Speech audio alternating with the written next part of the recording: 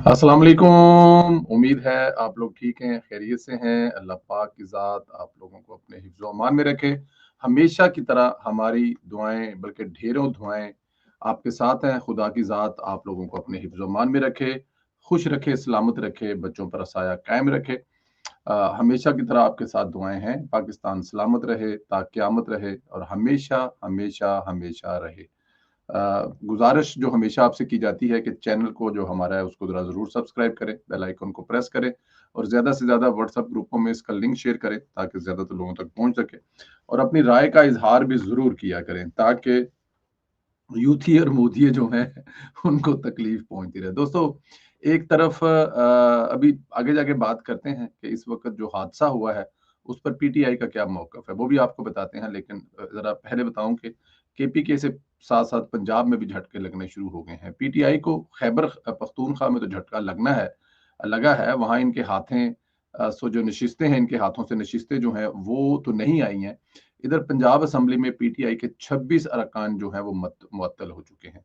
Speaker Punjab assembly ने opposition के 26 अरकान को 15 इजलासों के लिए मुअत्तल किया है और इनके खिलाफ रेफरेंस भेजने का भी ऐलान किया। 15 अगले इजलासों में 26 पीटीआई के अरकान शिरकत नहीं कर सकेंगे। स्पीकर पंजाब असेंबली के मुताबिक अपोजिशन के 26 अरकान के खिलाफ हंगामा राई, नारे, धक्कम पेल और दस्तावेजात फाड़ने पर कार्रवाई की गई है और इस दौरान रोलिंग की खिलाफ वर्जी पर 26 अरकान को 15 इजलासों के लिए मुअत्तल किया गया है। स्पीकर पंजाब असेंबली मलिक अहमद खान ने पीटीआई के 26 अरकान के खिलाफ रेफरेंस भेजने का ऐलान किया और इन अरकान के खिलाफ रेफरेंस आज ही इलेक्शन कमीशन में उन्होंने कहा जी कि मैं भेज दूंगा। उन्होंने कहा कि ऐवान की हिरमत और नज़्म ज़ब्त हर कीमत पर बरकरार रखा जाएगा। प्रोटेस्ट का हक तस्लीम करते हैं लेकिन इसके हदूद, आइन और कानून ज़वाबित हैं। सिस्टम को यरगमाल बनाने नहीं देंगे। ईवान की हरमत जो मकदम रखना मेरी जिम्मेदारी है। कोई रुकन रोल को तस्लीम नहीं करता तो इसे ऐवान में दाखिले से रोकना भी मेरी जिम्मेदारी है। ये नहीं हो सकता कि आप किताबें उठा कर अराकीन पर फेंकें।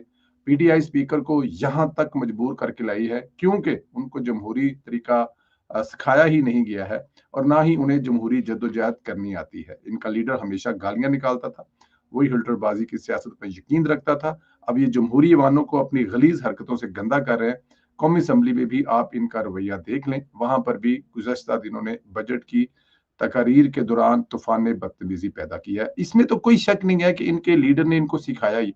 पहली बात तो ये कि ये आवाम से वोट लेने जाते हैं और जब ये इलेक्ट हो जाते हैं और हुकूमत में नहीं होते तो फिर असेंबली के बारे में जो लफ्ज इस्तेमाल करते हैं, मेरे ख्याल में वो मैं ना ही बोलूं तो अच्छा है। मतलब जिस लेवल की फिर ये असेंबली को गालियां निकालते हैं और उसके ऊपर जो जो इल्जाम लगाते हैं और अगर गलती से कभी आ जाए तो फिर वो याद है ना, जब ये आए नहीं थे बड़ी लंबा अरसा, तो जब वापस तशरीफ लाए थे कहते कि हम तो असेंबली में नहीं जाएंगे, ये तो गुनाहों का घर है और ये पता नहीं क्या क्या है।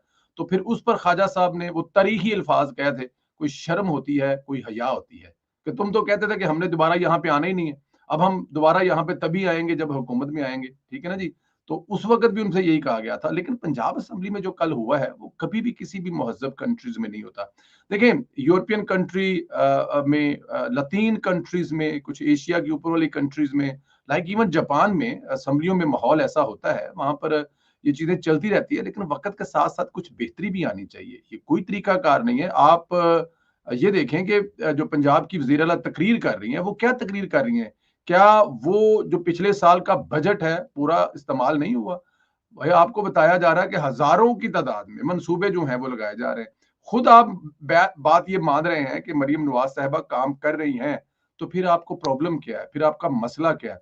लेकिन क्योंकि पाकिस्तान तहरीक इंसाफ का कल्चर है कि जो जितनी ज्यादा गालियां निकालता है, जो जितनी ज्यादा बदतमीजी करता है, जो दूसरों के गिरेबान पकड़ता है, जो दूसरों की पगड़ियां उछालता है, वही सबसे मुअज़्ज़ज़ और सबसे बेहतर लीडर है पाकिस्तान तहरीक इंसाफ में। और इस दौड़ में दौड़ने के लिए हर वक्त कोई ना कोई तैयार खड़ा होता है और देखिए उसके अलावा चारा नहीं है। जो कल फर्ज किया कि कल पीटीआई का जो रुकन है वो अपनी सीटों पर बैठा रहा होगा, तो उसके बारे में तो कोई अच्छा तासर नहीं गया होगा। उसके बारे में तो कहा गया कि ये हुकूमत से मिला हुआ है, ये तो कहा गया होगा ये हुकूमत और वज़ीर आला साहब ने इसमें कुछ ना कुछ दिया होगा। तो जो वहां पर आकर जितनी ज्यादा गले फाड़ रहा था, गालियां निकाल रहा था, सब कुछ कर रहा था, उसकी बड़ी बल्ले बल्ले हो रही। इस कल्चर को खत्म होना चाहिए और मलिक साहब ने जो किया मेरे ख्याल में टकामा करके ठीक किया है। अच्छा, इधर दुनिया जो है जी वो ग्रीन पासपोर्ट को इज्जत मिल रही है। ये वादा मौजूदा हुकूमत पूरा कर रही है کیونکہ یہ وعدہ کیا تو عمران خان صاحب نے تھا کہ گرین پاسپورٹ کو عزت دلائیں گے، لیکن ان کے دور میں ایک تو پتہ ہے وہ ان کا نعرہ تھا کہ کرپشن ختم کریں گے، اور ان کے دور میں کرپشن جو ہے وہ کہا جاتا ہے کہ آصف علی زرداری کے دور میں بڑی کرپشن ہوئی ہے، ان پر یہ بھی ایک الزام تھا ان پر، آصف علی زرداری پر. لیکن ان کے عمران خان صاحب کے دور حکومت میں آصف علی زرداری سے حکومت سے بھی زیادہ جو ہے وہ کرپشن میں ہماری جو ایک جو ورلڈ ہے نا، اس کے جو ہمارا نمبر ہے اس سے بھی اوپر چلا گیا تھا.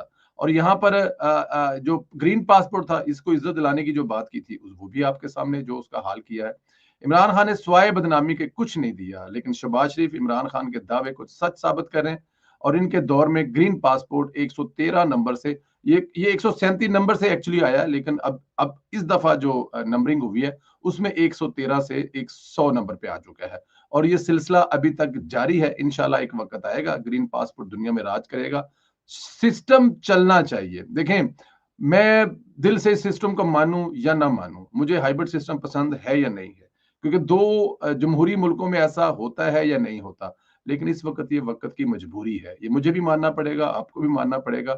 اگر یہ سسٹم چلتا رہتا ہے، اگر اسی طرح وزیر اعظم کے ساتھ کھل کے کہنا پڑے گا، فیلڈ مارشل صاحب جو ہیں آن ایک پیج پر ہیں اور اپنی اپنی ذمہ داریاں نبھا رہے ہیں، بلکہ اپنی ذمہ داریوں سے آگے جا کے جو ذمہ داریاں ہیں وہ بھی نبھا رہے ہیں، تو میرے خیال میں پھر اب دیکھیں پاکستان میں جو معدنیات ہے اس کے اوپر جا کر chief of army field marshal نے ٹرمپ سے بات کی ہے، اور اگر وہ ہمارے کانٹریکٹ ہوتے ہیں تو وہ پیسہ یا پھر وہ ریل پیل یا وہ جو کمپنیاں ہیں یا پھر جو روزگار ملے گا وہ میرے ملک کے لوگوں کو ملے گا.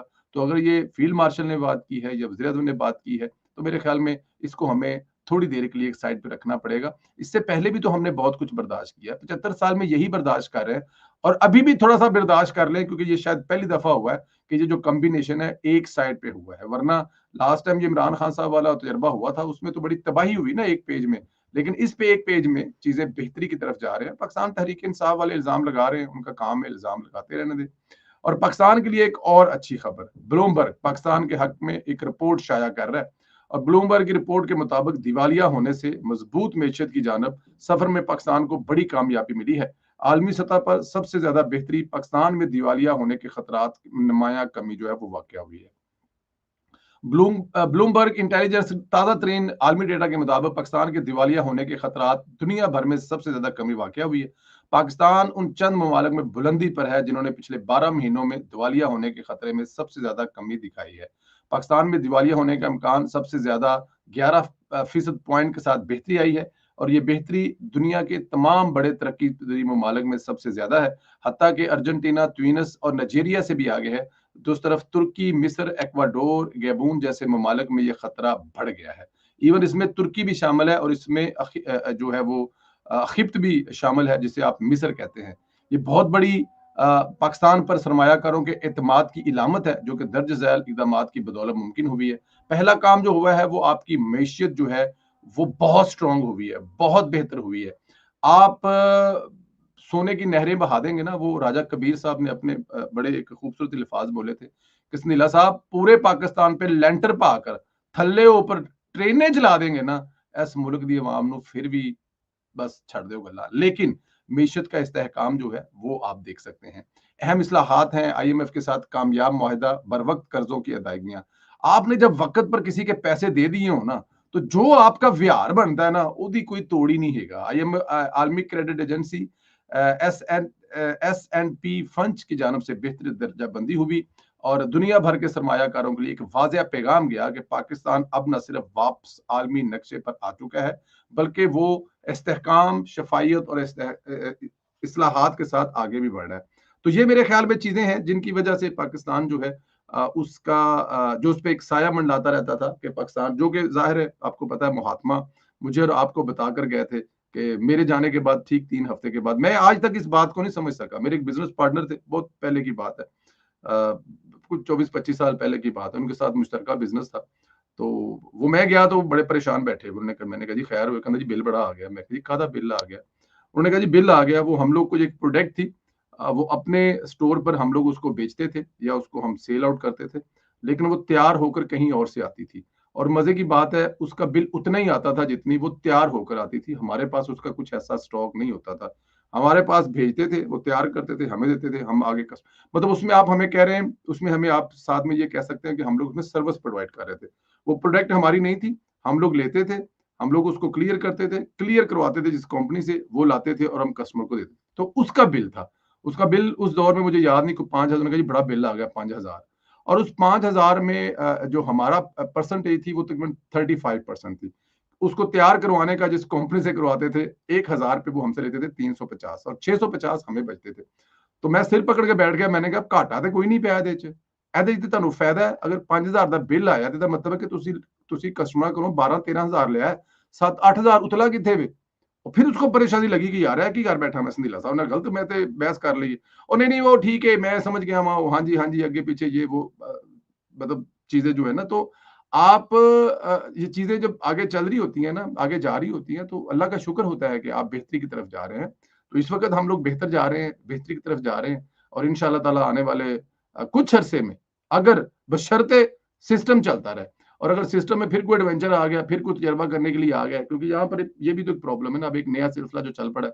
اب مشرف کے صاحب ایک اور نیا تجربہ چل پڑا ہے کہ جو آتا ہے وہ اپنی ایک ڈاکٹرائن لے کے آتا ہے, اور وہ اس ڈاکٹرائن کے مطابق چلتا ہے, اور جیسے ہی وہ جاتا ہے تو وہ ڈاکٹرائن اٹھا کے پیچھے دی جاتی ہے, کیونکہ جو آنے والا ہے وہ اپنی ڈاکٹرائن لینے آتا ہے. تو سیاستدانوں کو اتنا ٹکا کے موقع جو ہے ملنے کی, شہباز شریف صاحب جو ہے وہ کمال کر رہے ہیں. ان تمام چیزوں کے باوجود جس طرح انہوں نے بھاگ دوڑ کی ہے, جس طرح انہوں نے ہندوستان کی جنگ سے لے کر, ایران کی جنگ سے لے کر, معیشت لے کر ہر چیز پر ان کی درستش ہے, میرے خیال میں یہ بڑی کامیابی. آخر میں ان 18 لوگوں کے خاندان سے ہمدردیاں ہماری ہیں, دعائیں ہماری ان کے ساتھ ہیں, اور بڑا ہی گھنونا اور گندا اور غلیظ پروپیگنڈا کیا جا رہا ہے پاکستان تحریک انصاف کے جو سہولت کار ہیں. مطلب کہ ایک خبریں پڑھنے والے تھے, ایک میں ان کا کیا ڈرٹی سے انسان کا نام لوں, اس پر کوئی الزام ہے کہ اس نے اپنے پتہ نہیں بھائی کو قتل کیا یا کس کو قتل کیا ہوا.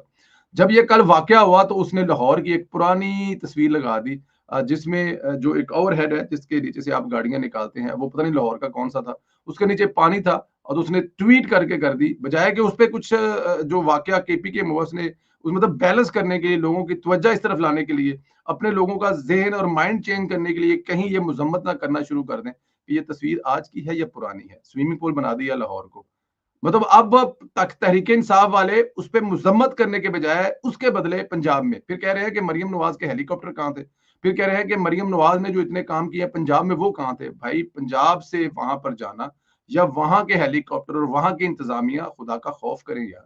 پہلے آرمی پہ ڈالتے رہے, اب پنجاب پر آ گئے ہیں, لیکن جو کرنے والا ہے وہ کام نہیں کر رہے.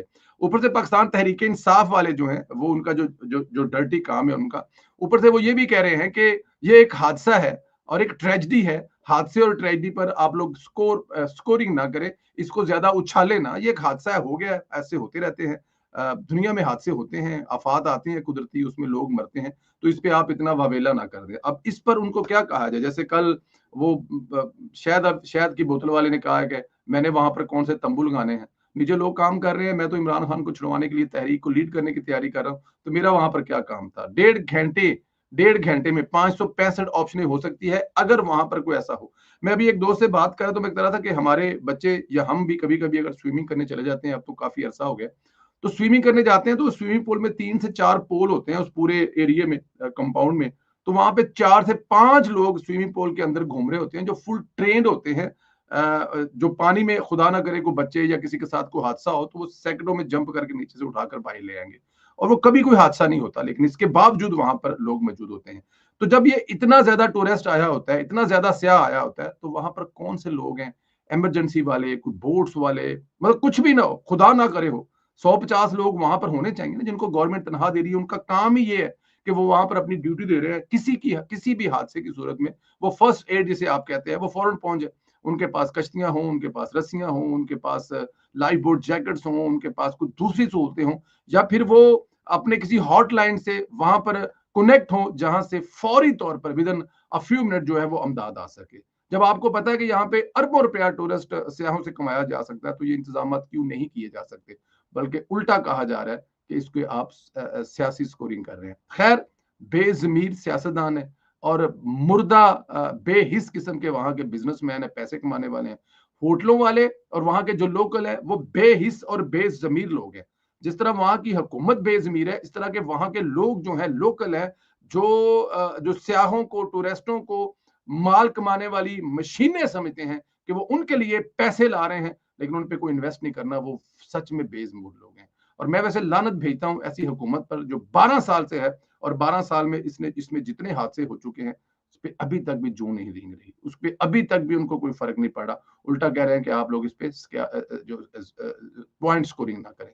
خیر اللہ پاک آسان فرمائے سفر ان کا جو اس دنیا میں نہیں رہے. اور ان کے والدینوں ایک ہی خاندان کی 3 بیٹیاں ڈسکا میں، پھر ان کے بھائی، پھر ان کے بچے، خاندان کا خاندان تباہ ہو گیا. اور یہاں پہ کہا جا کے پوائنٹ سکورنگ کی جا رہی ہے. اور دوسری طرف ایسے بے مردہ بے ضمیر وہ جو ٹویٹر پر یا ایکس پر جو صحافی بیٹھے ہوئے ہیں، یا پاکستان تحریک انصاف کے ہمدرد بیٹھے ہوئے ہیں، یا وہ پاکستان تحریک انصاف کے نام پر پیسے کمانے بیٹھے ہوئے ہیں، خدا کی ذات اب تو میری یہ دعا ہے، اس کو بد دعا سمجھ لیں یا دعا سمجھ لیں، کہ وہ جائیں اپنی فیملیوں کے ساتھ. خدا کی ذات ان کا کوئی 5-10 لوگوں کا اکٹھے کوئی پروگرام بن جائے، کیونکہ وہ سارے اندر سے ایک ہیں، اور اپنی فیملی اور بچوں کے ساتھ جائیں. اور ان میں سے ان کے آدھے سے زیادہ لوگ جو ہیں ان کے ساتھ یہ حادثہ ہو جائے. لیکن یہ جو ابھی وہاں پر اس کو الٹا رنگ دینے ہیں وہ بچ جائے، تاکہ ان کو اس تکلیف کا اندازہ ہو کہ یہ تکلیف کیسی تکلیف ہے، جس تکلیف اور کرب سے پورا پاکستان گزرا ہے. اس سے پہلے کہ میں زیادہ جذباتی ہو جاؤں، آپ لوگوں سے اجازت لوں گا. اپنا خیال رکھیں. اللہ پاک آپ لوگوں کو اپنے حفظ و امان میں رکھے. جو اس سانحے میں جو لوگ قتل ہوئے ہیں، جو میں ان کو قتل کہتا ہوں، یہ اس کا پرچہ جو ہے وہ KPK کی حکومت پر ہونا چاہیے اور لوکل لوگوں پر ہونا چاہیے. سربراہ اور جو پارٹی ہے اس پر ہونا چاہیے. اس لیے میں ان کو کہہ رہا ہوں کہ یہ جو قتل ہوئے ہیں ان لوگوں کے لیے دعا کریں. میری آپ سے گزارش ہے ان کے اگلے سفر کے لیے آپ ضرور دعا کریں، لکھیں، دعا کریں کہ اللہ پاک ان کا اگلا سفر آسان فرمائے، اور ان کے گھر والوں کو جو لواحقین رہ رہے ہیں صبر کاملہ عطا فرمائے. آمین ثم آمین. اگلے ویلوگ میں آپ سے پھر ملاقات ہوگی. اجازت دیجیے. خدا حافظ.